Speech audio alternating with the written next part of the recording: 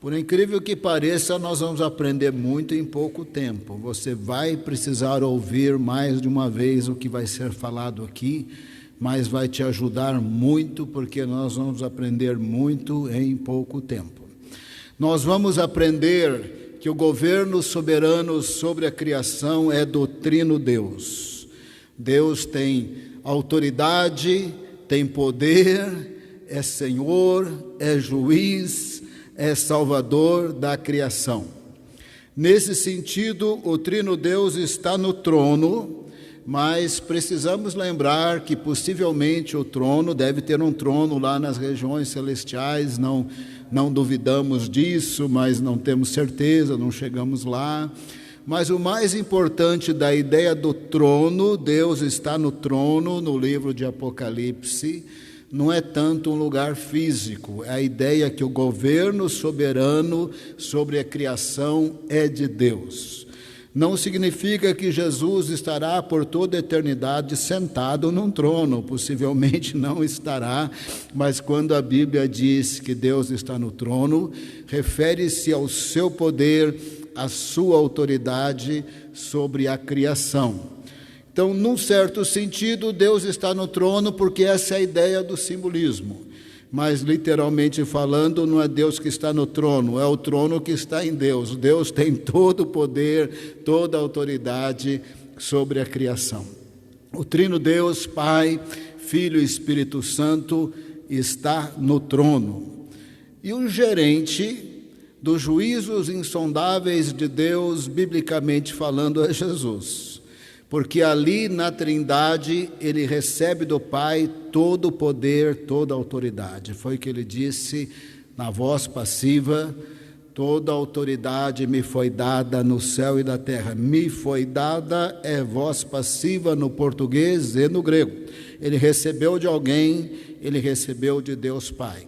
Ele exerce toda a autoridade, por isso ele é o gerente dos juízos insondáveis de Deus. É ele que abre, por exemplo, os selos, que são juízos insondáveis. Se é ele que abre, ele que sabe a hora que começa o primeiro, a hora que termina, a hora que começa o segundo, a hora que termina. Eles são insondáveis porque nós não sabemos. Nós não sabemos quando começou o primeiro selo, quando terminou, quando começou o segundo, quando terminou. Nós não sabemos. Por isso, os juízos de Deus são insondáveis, mas Jesus sabe. Ele sabe a hora que ele abre o primeiro, a hora que ele fecha, a hora que ele abre o segundo, a hora que ele fecha.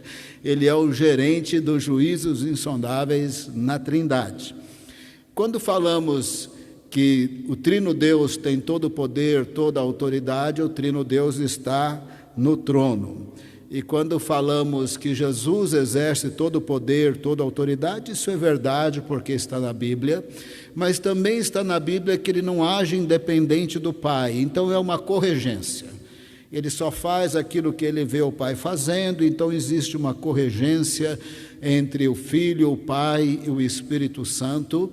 É correto dizer que é uma corregência, é correto dizer que ele exerce todo o poder, toda a autoridade sobre a criação, e ele é o gerente dos juízos insondáveis de Deus. É esse Senhor Jesus, exaltado em glória, que realmente tem todo o poder, toda a autoridade, todo o conhecimento, que é o nosso Salvador, o nosso bom pastor, e fala pessoalmente com cada uma de suas ovelhas, mas não esquece, ele é realmente toda a autoridade do universo, do mundo material, do mundo espiritual. Ele realmente não é qualquer pessoa, ele é toda a autoridade nos céus e na terra. Para entendermos isso e vermos isso, vamos aterrissar num capítulo de Apocalipse daqui a pouco. Mas antes de aterrissarmos nesse capítulo, é muito importante colocar esse capítulo num esboço simples de Apocalipse. A partir desse momento, você conseguirá ler o livro de Apocalipse, essa é a minha promessa, se você atentar no esboço simples do livro. Antes de começarmos a ver esse esboço simples, até para você entender o esboço simples, tem duas palavras muito importantes, que se você não as entender, você não entende o livro de Apocalipse. É o uso da palavra sete. 7 candelabros, 7 estrelas, 7 selos, 7 trombetas, 7 taças da ira do Cordeiro, 7 chifres, 7 olhos, 7 espíritos, e deve ter mais 7 aí. É tanta menção de 7 que dá para desconfiar que ele tem alguma importância no livro. Evidentemente que ele tem. Foi escrito por João na ilha de Patmos, ele era judeu, e o significado da palavra 7 naquele contexto é plenitude, número completo, totalidade, perfeição.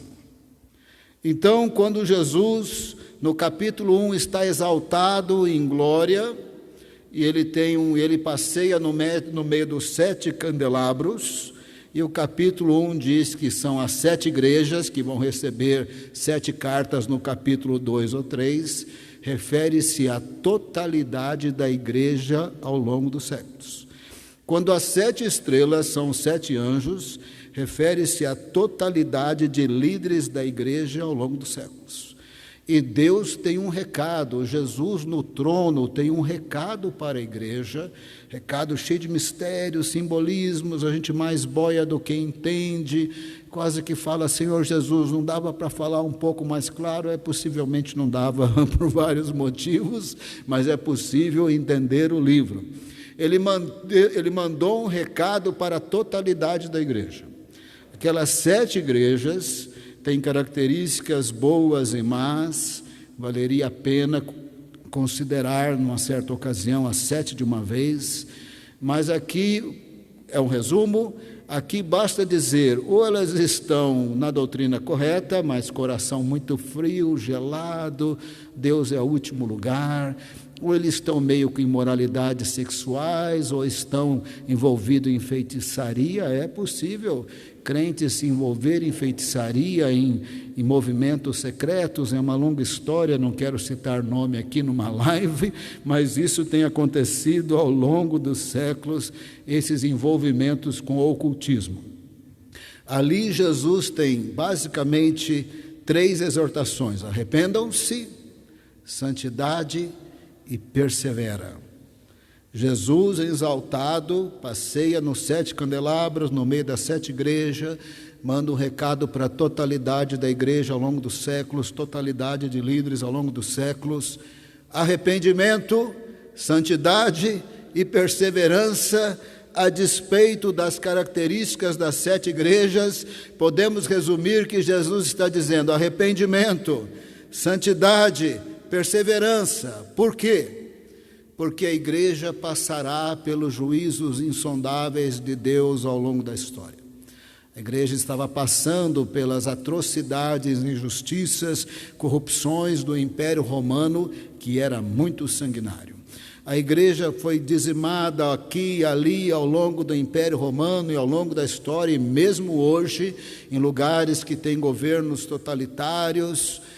Uma longa história também, tem matado crentes por todo lado. Nos dias de hoje, a igreja passará por esses juízos insondáveis, que o Cordeiro sabe quando abre o primeiro selo, o segundo, o terceiro e 4, para ele não é insondável, mas para nós é. A igreja passa por períodos de corrupção, violência, injustiça, perseguição, Primeira Guerra Mundial, Segunda Guerra Mundial, pandemias, Covid-19, a igreja passa por tudo isso. Por isso ele tem um recado para a igreja: arrependimento, santidade e perseverança, porque a igreja passará ao longo dos séculos por esses selos, por essas trombetas, que são os juízos insondáveis de Deus. Não só isso, a igreja tem um arqui-inimigo, é o dragão, é a serpente. Mais especificamente no capítulo 12, o dragão, a serpente, quer destruir aquela mulher do capítulo 12, e é inimigo daquela mulher, do seu filho. Aquela mulher é a igreja, o filho ali é Jesus. Ele não é o filho da igreja, ele é o filho biológico de Maria, mas a igreja, que somos nós, vence no capítulo 12 o dragão, a serpente, o diabo, claramente citado no capítulo 12, pelo sangue do Cordeiro e pela palavra do testemunho. A exortação que Jesus dá à sua igreja, a totalidade da sua igreja, é arrependimento, santidade e perseverança, porque ela passará pelos juízos insondáveis de Deus. Simultaneamente o dragão quer destruí-la, mas ela vence pelo sangue do Cordeiro e pela palavra do seu testemunho, até que chegue a grande tribulação.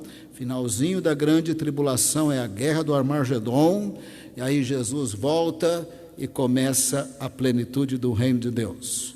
Fiz um breve resumo, mas agora eu vou melhorar esse resumo, porque a minha promessa é que a partir de hoje você conseguirá ler o livro de Apocalipse e entendê-lo ao mínimo suficiente para ser edificado. Então agora eu vou melhorar o breve resumo. Capítulo 1, Jesus está em glória, manda um recado a partir daí no capítulo 2 e 3, para a totalidade da igreja ao longo dos séculos, totalidade de líderes ao longo dos séculos. A exortação, resumidamente, é arrependimento, santidade e perseverança, porque a igreja passará pelos juízos insondáveis, enquanto o dragão quer destruí-la, até a grande tribulação, até a guerra do Armagedon, e aí então Jesus volta em grande poder e glória. No capítulo 4, o trono de Deus está rodeado por 4 seres viventes. Os 4 seres viventes parecem ser os mesmos serafins de Isaías 6, porque são 4 e eles têm 6 asas, parece ser os serafins de Isaías 6. Eles falam: Santo, Santo, Santo, com voz muito forte, que enche todas as regiões celestiais. Santo, Santo, Santo é o Senhor dos exércitos, a terra toda está cheia de sua glória. De vez em quando eles variam: Santo, Santo, Santo é o Senhor, o Deus Todo-Poderoso, que era, que é e que há de vir. De vez em quando eles variam, de vez em quando eles cantam um cântico novo também, de vez em quando eles dão uma variada. Não só tem os 4 seres viventes, são 4 seres celestiais, eles estão também ao redor do trono de Deus, tem 24 tronos, representando aí os 12 profetas mais influentes. Aí vai entrar Moisés, com certeza, Davi, com certeza, Elias, mesmo que ele não tenha literatura escrita, o rei Davi, Moisés, Elias, Isaías, Jeremias, Daniel, Ezequiel, Oséias, Amós, Miqueias e Zacarias cabem. Esses me parece que são os 12, mas falo como sugestão. E os 12 apóstolos, representando a revelação histórica de Deus, a qual nós nos firmamos. Nós nos firmamos no ensino dos apóstolos e dos profetas através da Bíblia. É isso que nós pregamos, é isso que nós ensinamos, é isso que nós cremos. Ao redor do trono está então 12 profetas, 12 apóstolos e os 4 serafins, que são seres espirituais, celestiais. Pode ter 5, pode ter 6, mas a Bíblia só cita 4 serafins. No capítulo 5 começa a revelação dos juízos insondáveis. Tem 7 selos, 7 trombetas, 7 taças da ira do Cordeiro. Muita atenção agora. Pode até ser 21 ciclos de juízos. 7, 7, 7, 21 ciclos de juízos insondáveis, fazendo parte aí no finalzinho desses juízos, a grande tribulação, o Armagedon, Jesus voltando em grande poder e glória. Eu sou daqueles que pensam que é só 7, mas não tem problema nenhum se for 21, não muda nada o entendimento do livro, porque ao longo dos juízos insondáveis sempre vai cair na tribulação, Armagedon e volta de Jesus, quer seja 21, quer seja 7. Eu particularmente faço parte daqueles que acreditam que é só 7, porque só tem uma grande tribulação, só tem uma guerra do Armagedon e só tem uma segunda vinda de Jesus. No final dos 7 selos, é o período da ira do Cordeiro. A ira do Cordeiro é quando Jesus volta em grande poder e glória e destrói o anticristo, o falso profeta e toda aliança de povos, de governos, de grandes grupos econômicos, de religiões mundiais. E aí é quando os reis da terra desesperam, porque eles não têm poder contra o Cordeiro, e pede para as montanhas e as pedras caírem sobre eles. Essa é a ira do Cordeiro. Então só tem uma grande tribulação, um Armagedon, uma grande manifestação da ira do Cordeiro na sua volta. Então, ao longo desses 777, sempre termina na grande tribulação, Armagedon, volta de Jesus. Portanto, eu sou daqueles que pensam que só tem 7 ciclos, repetido 3 vezes. Mas não muda nada, se for 7 ciclos, 21 ciclos. O que importa é que no final dos juízos insondáveis, fazendo parte dos juízos insondáveis, é a volta poderosa de Jesus, trazendo grande destruição para todos esses reis, grupos econômicos, religiões mundiais, uma série de coisas. Aí eles vão ficar desesperados, porque eles não têm poder contra Jesus. Então Jesus revelou que haverá juízos insondáveis, quer sejam 21, quer sejam 7, eu penso que são 7 ciclos, e aí então, fazendo parte final desses ciclos, grande tribulação, Armagedon e volta de Jesus. Tendo dito o que eu acabei de dizer, atenção aí. A ira do Cordeiro, na verdade, acontece no 6º selo. O 7º, Armagedon, Jesus volta, 6º selo. Bem resumido ali, mas está ali. O 7º selo, na verdade, só basicamente anuncia que a primeira trombeta vai tocar.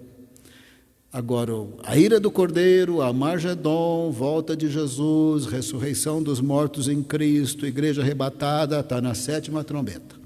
Na 7ª trombeta a gente encontra Jesus nos ares, tem as bodas do Cordeiro, tem a ceia com vinho novo, tem uma série de declarações, declaração que agora o reino desse mundo pertence ao Senhor e ao seu Cristo, e aí Jesus volta com a sua igreja em grande manifestação de poder. E a volta de Jesus vai dar no final das 7 taças da ira do Cordeiro. Então, com um pouquinho de diferença aí, que eu disse que são 777, que sempre desemboca na grande tribulação, Armagedon e volta de Jesus. Eu posso mudar isso um pouco sem atrapalhar muito, talvez só mencionado 2 vezes os 7 ciclos, com a possibilidade do 3º ciclo de 7, as 7 taças da ira do Cordeiro, acontecerem naquele período da grande tribulação.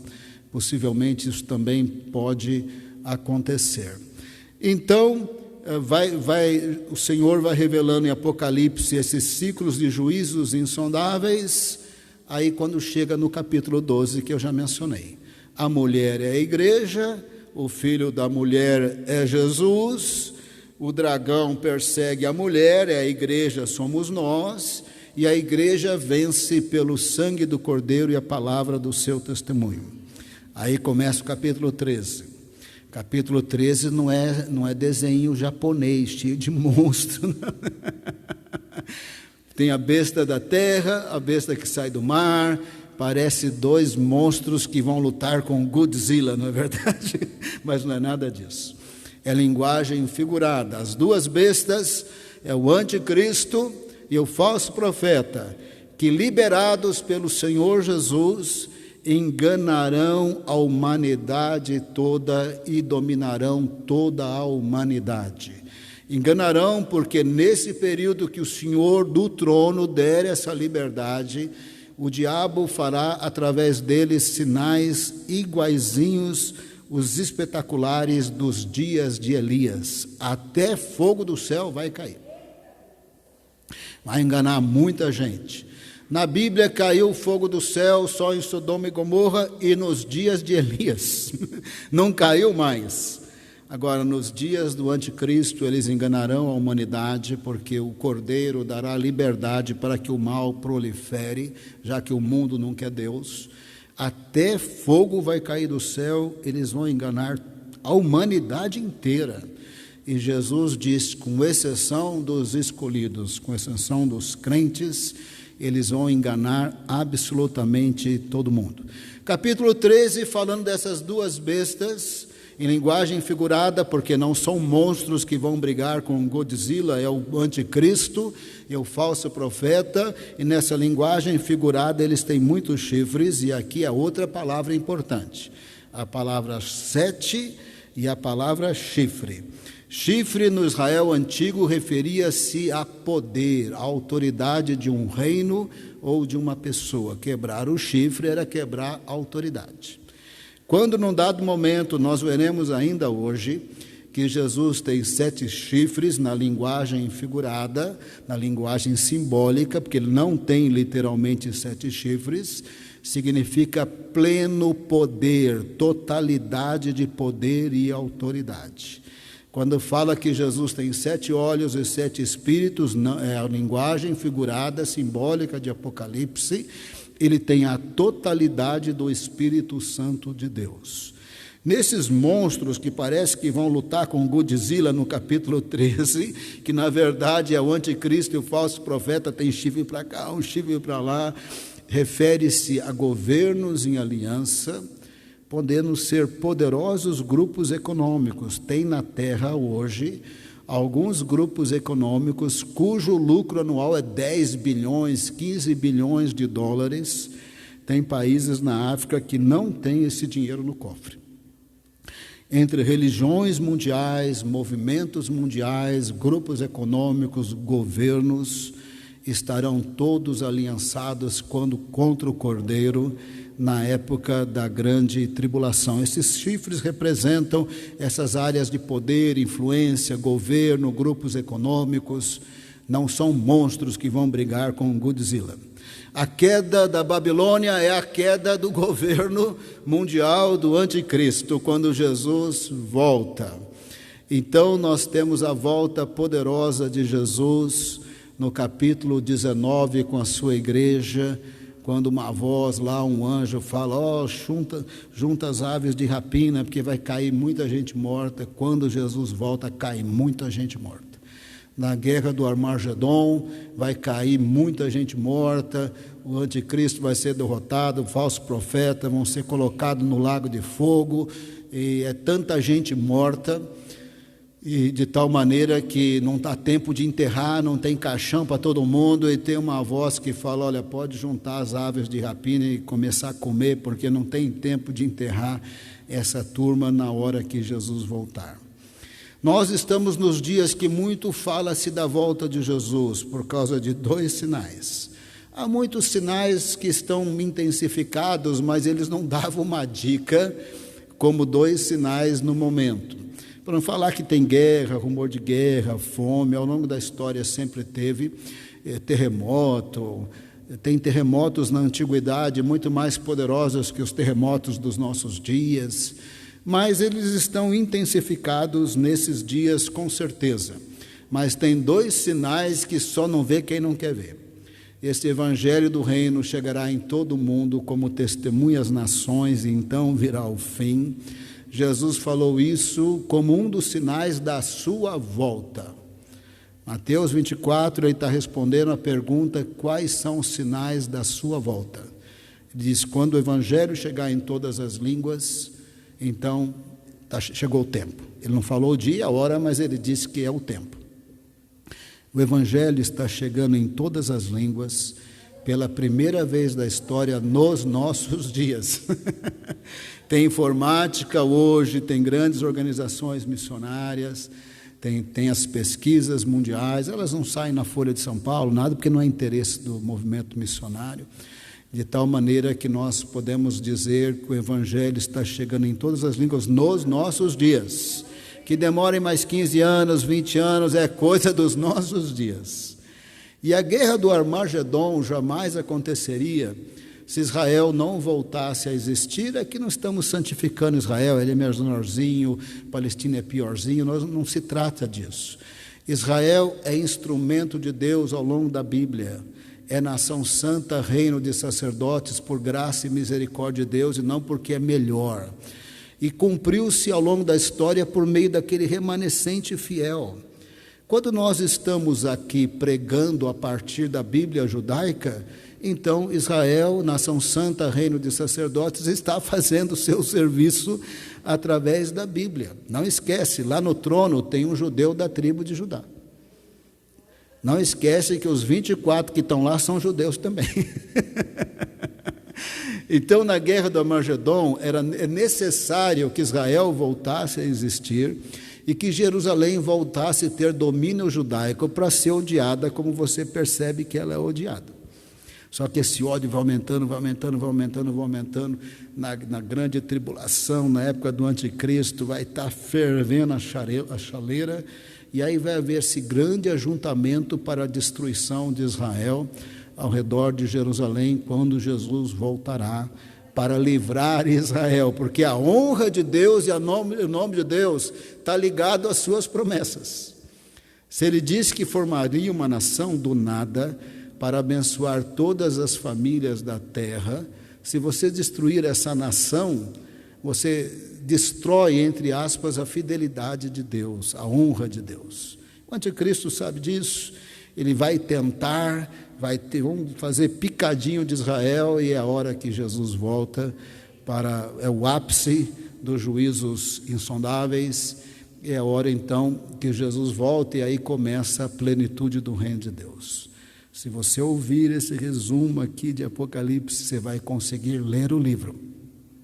Mas para você não enlouquecer, e essa é a minha sugestão, haverá outros simbolismos que eles não afetam a nossa compreensão principal do texto. É o recado de Jesus para a totalidade da sua igreja: arrependimento, santidade e perseverança. Porque a igreja passará pelos juízos insondáveis, o dragão quer comê-la, mas por arrependimento, santidade e perseverança, a igreja vence pelo sangue do Cordeiro e a palavra do seu testemunho, e até o momento que se dará a volta de Jesus. Ao ler o livro, haverá outros simbolismos que não afetam este resumo. Por exemplo, quando você estiver no capítulo 4, 4 seres viventes. Um tem cara de leão, outro tem cara de boi, outro tem cara de águia, outro tem cara de homem. É simbólico. Suas asas têm olhos por dentro, olhos por fora. É simbólico. A gente precisa entender ser celestial exatamente agora, nos mínimos detalhes, nós não precisamos. Então nós lemos lá, Senhor, isso aqui é um simbolismo profundo demais, vou esperar chegar na região celestial para eu entender melhor aqui essa descrição dos 4 seres viventes, porque agora é difícil de saber. Vai ter sugestão aqui e ali, em rodapé de livros de Bíblia de estudo, mas realmente são sugestões. Realmente nós não sabemos o que significa olhos por lá de fora e olhos pelo lado de dentro das asas dos serafins. Nós não sabemos o que isso significa. Então poderá ter outros simbolismos assim, mas não estão em nenhum momento afetando esse esboço que eu acabei de fazer, que se você ouvir várias vezes, você conseguirá entender o livro de Apocalipse. Número 7, eu dei a definição. O chifre, eu dei a definição. E prestar atenção na importância da palavra cordeiro. Aparece 29 vezes. 29 vezes em Apocalipse. Aparece só uma vez no Evangelho de João. Eis o Cordeiro de Deus que tira o pecado do mundo. Mas não aparece nas epístolas, mas em Apocalipse aparece 29 vezes. Ele é a pessoa da Trindade que se tornou homem e nos redime. É nele que somos benditos. É nele que nos tornamos filhos de Deus e templo do Espírito Santo. Se ele nunca fosse cordeiro, como pregado aqui da última vez que eu mencionei o Salmo 110, ele jamais seria o sacerdote que intercede por nós. Então, no trono tem o rei com todo o poder e autoridade, mas tem o Redentor também. E ele mandou um recado para a igreja: arrependimento, santidade, perseverança. O que vencer, darei a coroa da vida. Aguenta firme. Vem períodos de juízos insondáveis, vem Covid mesmo. E vem outras pragas, vem outros problemas, vem outras situações. Aguenta firme. Porque tem um calendário aqui. No dado momento eu vou voltar em grande poder e glória. E a igreja vencedora é aquela que vence pelo sangue do Cordeiro e pela palavra do seu testemunho. Não é a igreja que desvia, não é a igreja que murmura, não é a igreja que resmunga, não é a igreja que briga com Deus, é a igreja que entende o recado de Jesus e persevera. Agora vamos aterrissar no capítulo 5. Para entendermos a minha introdução, eu disse que hoje você ia aprender muito em pouco tempo. Disse que hoje você vai precisar ouvir esse resumo, e aí você não precisa ter medo do livro de Apocalipse. Evidentemente que há simbolismos lá que nem eu sei. São esses detalhes da aparência de serafins, que nessa altura do campeonato não precisamos esquentar a cabeça. Nós podemos esperar nas regiões celestiais, nós vamos conhecer os serafins, e aí nós vamos entender o que o livro quis dizer. Está no trono o trino Deus. Se o Pai está no trono, o Filho está no trono, o Espírito Santo está no trono. Se o Filho que está no trono faz a gerência dos juízos insondáveis, porque ele não age de maneira independente do Pai e do Espírito, num certo sentido tem toda uma corregência, porque ele só faz o que ele vê o Pai fazendo, mas é verdade que ele tem todo o poder, todo o domínio e toda a autoridade.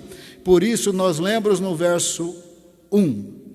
Então vi na mão direita daquele que está sentado no trono um livro em forma de rolo, um manuscrito, escrito de ambos os lados e selado com 7 selos.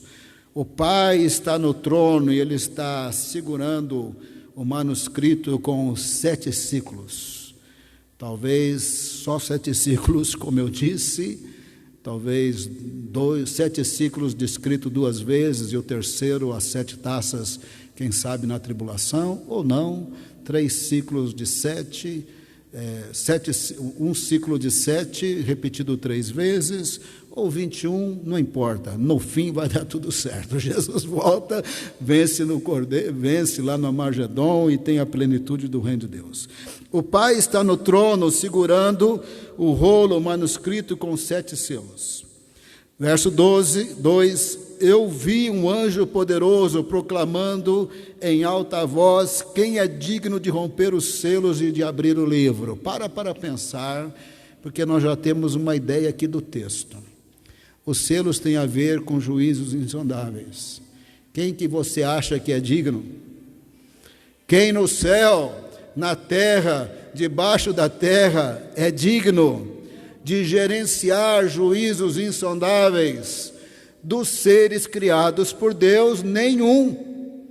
Só Deus tem autoridade e poder e governo soberano de juízo e salvação sobre a criação. Por mais santo que seja um serafim, não cabe ao serafim exercer esse governo soberano. Por isso que a resposta no 3 é: mas não havia ninguém nem no céu, por mais santo que seja um serafim, mas não havia ninguém nem no céu, nem na terra, nem debaixo da terra que podia abrir o livro ou sequer olhar para ele. Ou seja, das criaturas celestiais ou terrestres ou submarinas que sejam, no universo que estejam, em qualquer canto que possam estar, nenhuma delas é digna de exercer governo soberano. Governo soberano sobre a criação somente exerce o trino Deus, o gerente dos juízos insondáveis, que tem poder, autoridade, todo o domínio para abrir os selos, é o Cordeiro, é o Senhor Jesus, ele é o gerente. Se fosse contar para nós, ele não conta porque os juízos são insondáveis. Ele sabe exatamente quando o Covid começará, quando o Covid... Para Jesus deve ser muito chato o noticiário. assim, será que a vacina vai funcionar? Será que aquela cepa indiana funciona, não funciona? Jesus vai, claro que vai funcionar, ou claro que não vai funcionar. Jesus já sabe, Ele sabe todas as coisas. O verso 4 diz assim: eu chorava muito porque não se encontrou ninguém que fosse digno de abrir o livro e de olhar para ele.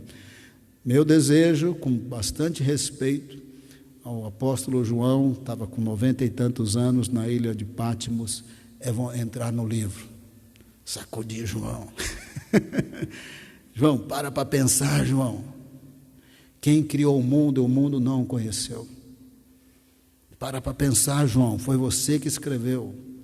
No princípio era o verbo estava com Deus, o verbo era Deus. Ele é uma pessoa distinta, mas ele é um com o Pai na Trindade. Quem que você acha, João? Pensa, João, pensa. João, quem venceu o pecado, o diabo e a morte? Quem você viu subir aos céus? Quem derramou o Espírito Santo sobre a igreja em Atos 2? Para pensar, João. Serafim nenhum vai ser digno. Criatura nenhuma vai ser digna. É digno é o Criador e o Redentor. Criou o mundo e o mundo não o conheceu. Criou todas as coisas, sem Ele nada se fez. É a expressão exata do ser de Deus, ao resplendor de sua glória. Nele habita a plenitude da divindade. 100% Deus, 100% homem. Dá vontade de sacudir João, falo com muito respeito, porque é nada mais, nada menos que o apóstolo João, porque o apóstolo João, ele é um dos 24. Quando essa visão começou a cumprir, ele não estava mais no livro em Patmos, ele já estava morto. Em algum momento ele pegou o trono dele ao redor do trono de Deus. De alguma forma ele pegou essa vaga aí que estava faltando ele chegar, porque ele era o último a morrer, mas ele é um deles. Então eu falo isso com muito respeito, mas dá vontade de sacudir João. João, como é que você não percebe que é só Jesus que é digno? Aí lemos no verso 5.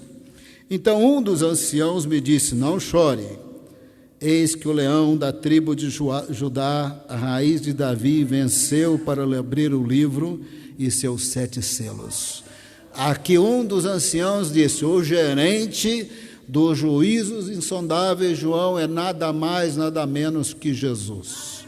Você sabe quem é o leão, você sabe quem é a raiz de Davi, você andou com ele, você viu a sua vitória. Ele é Criador, Ele é a pessoa da Trindade que tornou-se Redentor. Quando tornou-se homem, criou-se a possibilidade de ser o Cordeiro Imaculado de Deus que tira o pecado do mundo. Quando ele falou, o leão, a raiz de Davi, João falou, por que eu não pensei antes? Aí uma outra dica aqui de mistério, hein? Presta muita atenção. Por causa da expressão de Apocalipse, leão da tribo de Judá, já é automático, né? A gente pensa em Jesus e não pensa mais nada. Onde que aparece essa expressão na Bíblia, tirando aqui? Não aparece em canto nenhum, irmão. Mas ela existe implicitamente. Quando Jacó abençoou Judá, Jacó disse assim, as minhas palavras, dando uma resumida, deixando no português popular, Jacó disse assim, que Judá teria uma certa primazia, supremacia sobre as outras tribos. As outras tribos se encurvariam diante de Judá, e que Judá era leãozinho, Judá não é o leão. Nos dias de Davi, Salomão, Uzias, Asa, Ezequias, tamanha prosperidade do sul, principalmente nos dias de Davi, mas também Salomão, Uzias e Asa, as outras tribos do norte se curvavam, dependiam muito do sul, que era muito rico, muito próspero e muito poderoso. Cumpriu-se nesses dias. Mas Jacó continuou dizendo, até que venha o enviado, ou Siló, aquele a quem os povos obedecerão. Aquele a quem os povos obedecerão não é Judá leãozinho, é o leão da tribo de Judá. Essa expressão está na bênção de Jacó para Judá. Ela não aparece em canto nenhum da Bíblia. Ela aparece implícita, E agora um dos anciãos disse: olha, sabe o rei eterno do reino eterno, da descendência de Davi, o leão a quem os povos, não o leãozinho, o leão que está implícito na bênção de Jacó, ele é digno, ele venceu o quê? O pecado, o diabo, a morte, é o vitorioso Senhor Jesus. O leão é rei, ele tem todo o poder, toda a autoridade no céu e na terra. Foi-lhe delegado na Trindade a autoridade para exercer a gerência dos juízos insondáveis. Ele sabe todas as coisas, ele é realmente o Senhor de tudo. Agora vai uma palavra aqui que eu gostaria de falar em amor, não transparecer ira, mas ela é muito pesada em si mesmo, mas eu acho que a gente precisa de puxão de orelha também. 2019 fizeram aquela escola de samba no carnaval, o diabo batendo em Jesus, e os crentes ficaram muito bravos. Possivelmente o leão da tribo de Judá, que é redentor, que é salvador, ele estava bem menos bravo do que a gente. Ele possivelmente estava falando assim: Pai, perdoa, eles não sabem o que fazem, eu morri por eles. Agora, indesculpável é crente que fala que Jesus é o Senhor e Salvador, com irreverência com Jesus, que é o leão, Senhor nos céus e na terra. Toda autoridade me foi dada no céu e na terra. Eu considero uma abominação diante de Deus. Canais de YouTube fazendo piadinha com Jesus, com igreja, com dons espirituais, eu considero abominação. Eu não assisto, eu lamento e eu não recomendo. Humorista evangélico fazendo brincadeirinha com Jesus e com os dons espirituais, com dom de língua, isso é uma abominação. Lá na Trindade eu tenho quase certeza que Jesus olhou para aquele carnaval: Pai, perdoa, não sabe o que fazem. Mas o que ele está falando para o Pai, em relação a esses humoristas e os crentes que estão dando risada, não sei, não sou adivinho, mas eu considero muito grave irreverência com o nome de Jesus, com os nomes de Deus. No Velho Testamento hebraico, o nome Yahvé, o Eterno, é aplicado ao Trino Deus, mas é aplicado a Jesus, que é uma das pessoas da Trindade. Aquele que invocar o nome do Senhor será salvo, de Joel, é usado para Jesus em Romanos. Adonai é usado para Jesus. No Salmo 110, Adonai é usado para Jesus. Brincadeirinhas com o nome de Deus, está fora, irmão. Brincadeirinha, piadinha com a Bíblia, está fora. Brincadeirinha com os dons espirituais, está fora. Tem alguém no trono que manda. Tem alguém no trono. E ele disse que nós daremos satisfação de todas as nossas ações, até das nossas palavras frívolas, palavras à toa. A hora que o crente chegar na frente de Jesus, que vai julgar nossas obras, sabe aquelas piadinhas com o meu nome? Já puxa a orelha do crente lá, não sei como é que vai ser isso. Mas o apóstolo Paulo usa umas palavras meio pesadas, né? Fala: será salvo como que pelo fogo, seja lá que for esse fogo aí. Eu estou apenas querendo dizer que é importante termos reverência ao Senhor Jesus. Reverência à Bíblia, reverência às três pessoas distintas da Trindade, reverência aos dons espirituais. Eu lamento muito que tem até pregador aí no YouTube da vida fazendo piadinha com dons espirituais. Eu lamento muito, porque eles estão brincando com aquele que tem todo o poder, toda a autoridade. Verso 6, não seria diferente. Se o Pai está no trono, o Cordeiro está no trono, o Espírito Santo está no trono, porque as pessoas são inseparáveis. Verso 6, então viu um cordeiro que parecia ter estado morto, talvez porque dava para ver marcas de crucificação, não sei, mas para mim parece que quer dizer assim, parecia porque ele é eterno, por mais que ele tornou-se homem e morreu biologicamente, é impossível ele morrer, ele é Yahvé, ele é o eterno que salva. Então viu um cordeiro que parecia estar morto, de pé no centro do trono. Verso 1 está o Pai, no verso 6 está o Filho, cercado pelos 4 seres viventes e pelos anciãos. Presta atenção na linguagem simbólica, ele tinha 7 chifres, não é literal. Lembra que chifre é poder, é totalidade de poder. Toda autoridade me foi dada no céu e na terra. 7 olhos, também simbólico, que são 7 Espíritos de Deus. Desde o livro de Zacarias, os 7 Espíritos de Deus representam a plenitude do Espírito Santo. Quem está no trono? O Pai, o Filho e o Espírito Santo, porque as pessoas são inseparáveis. No verso 7, toda a autoridade me foi dada no céu e na terra.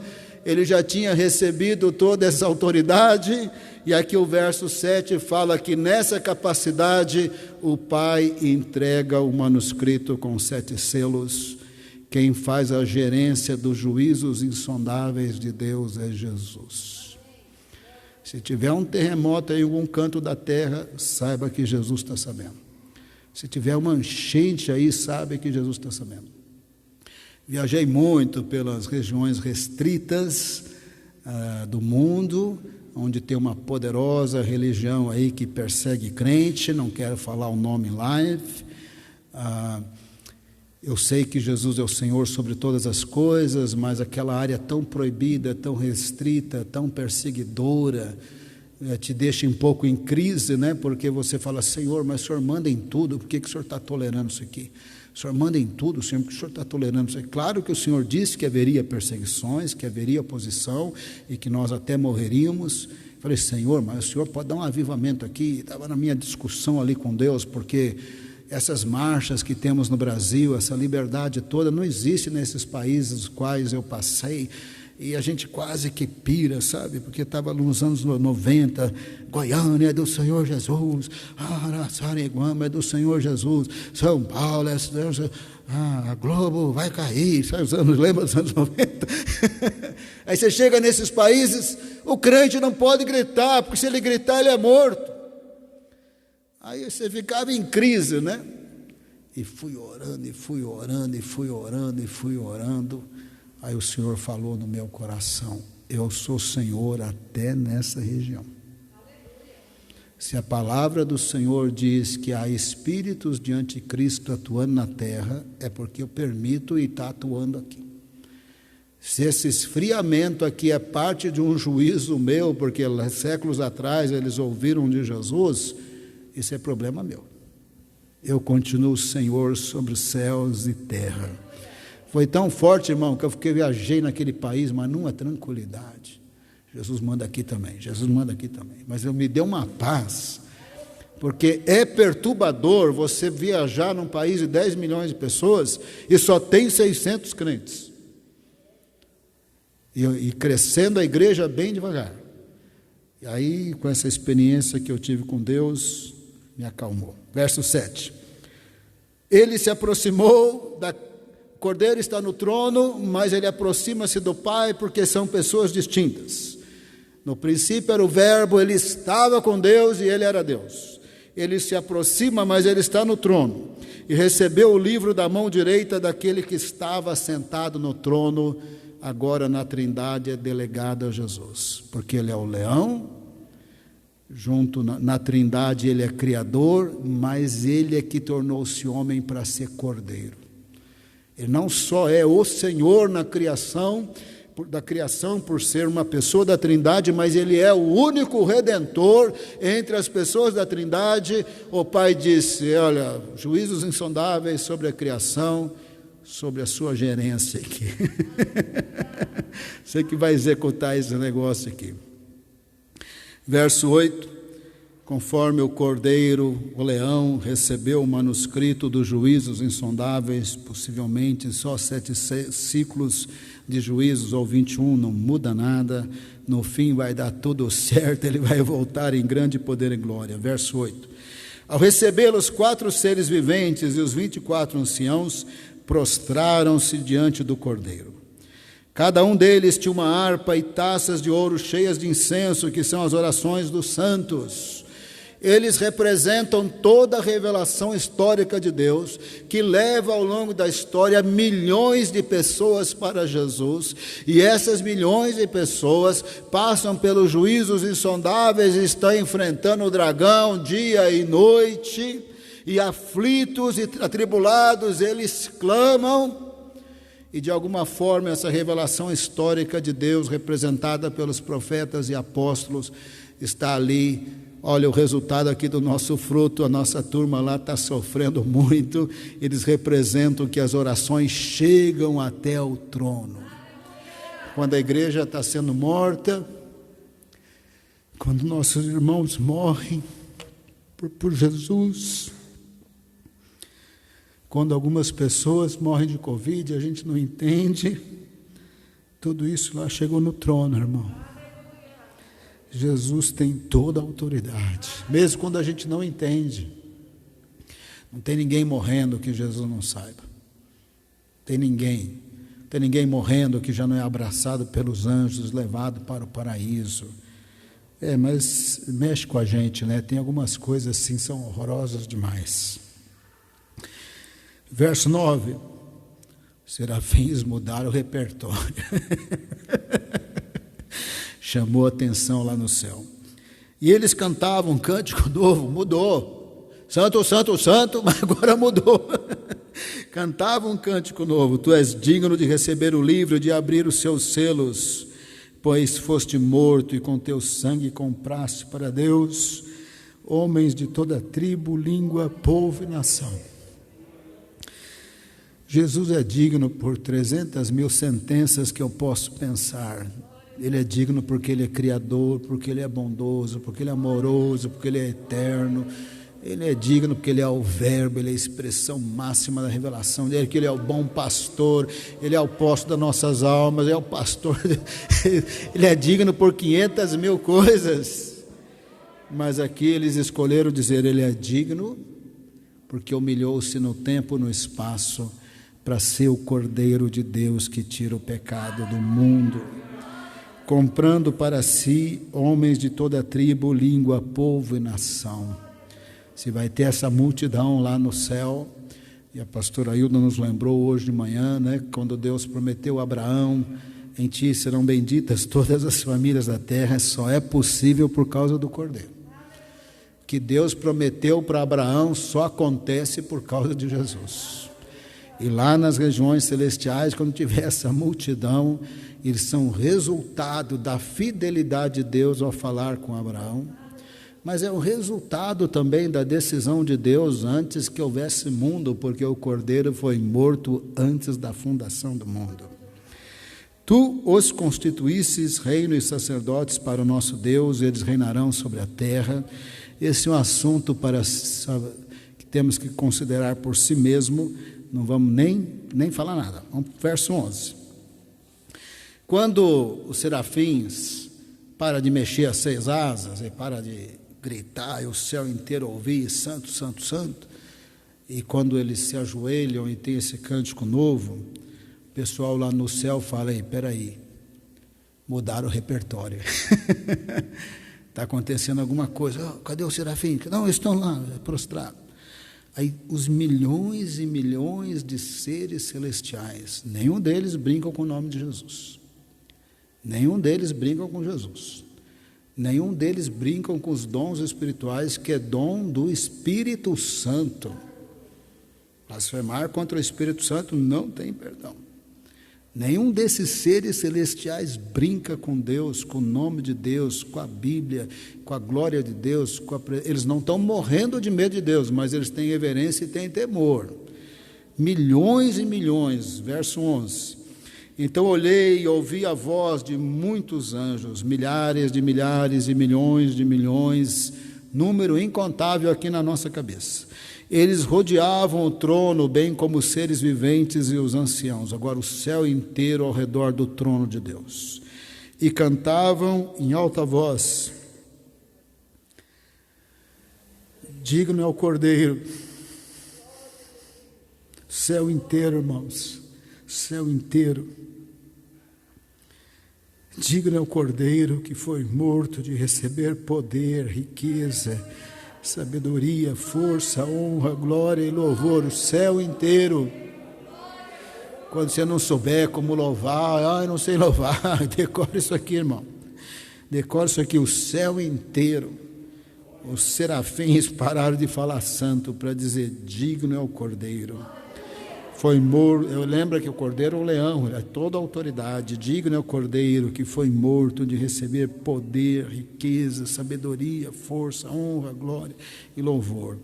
Daí para frente toda a criação vai adorar.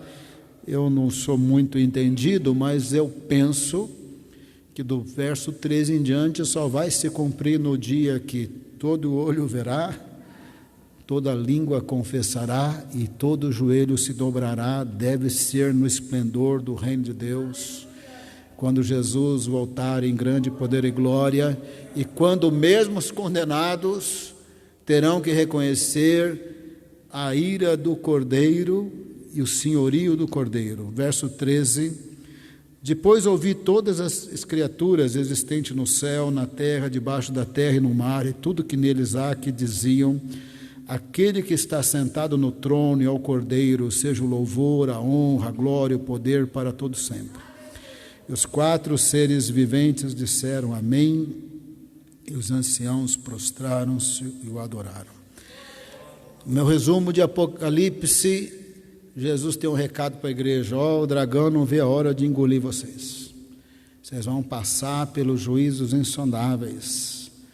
Se a gente fosse ler as 7 cartas mais detalhadamente, olha vocês, o diabo pediu para bagunçar bem por 10 dias, lançando-os na prisão. A igreja passa por tudo isso aí. O que for perseverar até o fim, darei a coroa da vida.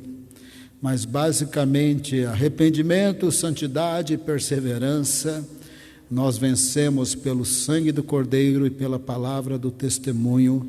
Vencemos o dragão e perseveramos ao longo dos juízos insondáveis, trazendo um certo conforto ao nosso coração que Jesus não perdeu o controle. Não é à toa que eu estou pregando em Isaías, e fizemos um parênteses. Quando Isaías, nós chegamos no fato que após o sofrimento Jesus seria exaltado. Salmo 110, pregado 2 semanas atrás, é Jesus exaltado, o rei, sacerdote, cordeiro no trono. Aqui é Jesus exaltado. Esse aqui é o Jesus da Bíblia, irmão. Só tem esse aqui.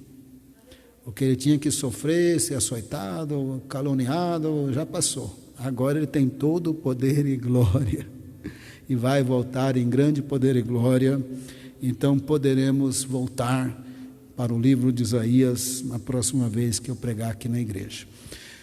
Nesse momento, já que a exortação é arrependimento, santidade e perseverança, vamos orar? E o louvor pode vir à frente, mas eu quero pedir para o pessoal do louvor orar também. Agora não é hora de ficar mexendo, instrumento não, e nem não. Agora é hora de orar. Vem todo mundo para frente. Nós vamos orar ao Senhor Jesus que está no trono.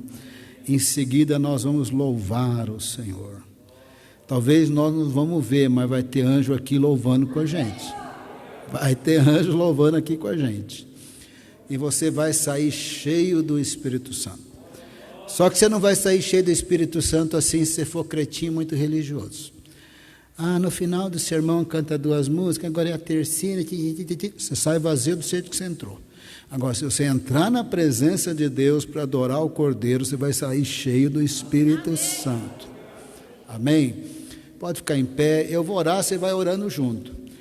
Nos tempos passados, você não ia ter máscara, eu ia incentivar você a clamar, a gritar, mas a gente, com um pano na boca é meio difícil. Então eu oro, que você vai concordando aí.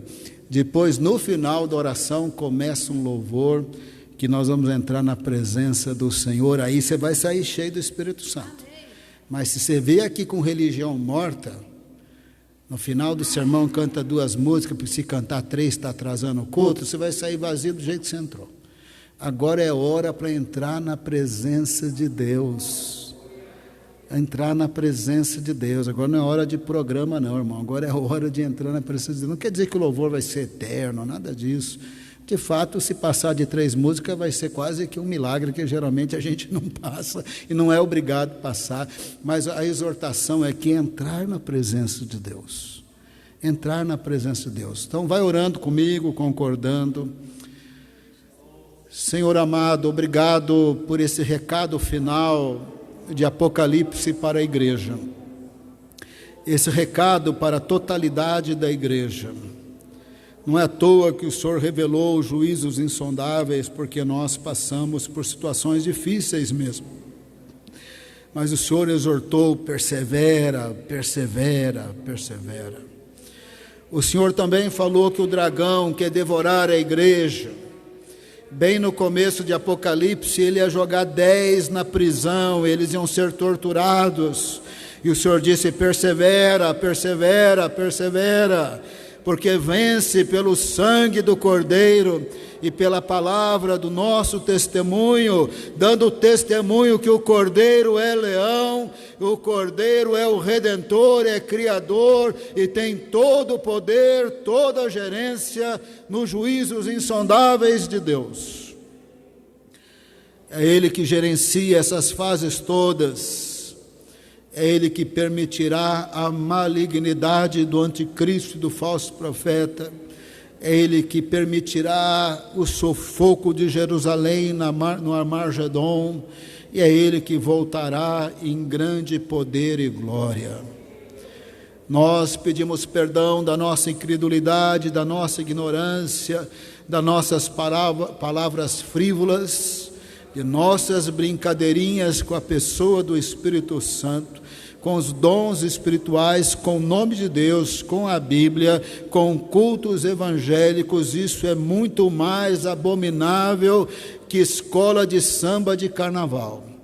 Pedimos perdão, Senhor, da nossa irreverência como crentes, de nossas brincadeirinhas com Deus, com os dons espirituais, com a tua obra, com o teu povo, com a tua igreja, porque falam errado o português, ou porque exageram do jeito que oram, e nós achamos que tudo isso é brincadeirinha. Pedimos perdão, Senhor, dos nossos pecados, e pedimos perdão da nossa irreverência. Oh, Senhor amado, não precisamos ter medo do Senhor. O Senhor é o bom pastor, o Senhor fala com as ovelhas, o Senhor fala conosco, mas derrama em nossos corações reverência e temor ao leão e ao cordeiro, para que dos nossos lábios sempre saia louvor, adoração, essas palavras maravilhosas de Apocalipse 5, adorando o Cordeiro e o Leão, o Senhor dos Senhores, o Rei dos Reis, de Apocalipse 19. Senhor Jesus, que maravilha esse recado do Senhor, ainda que nós não consigamos entender ainda detalhes da linguagem figurada, simbólica, mas entendemos o suficiente. Tu és Senhor, aleluia.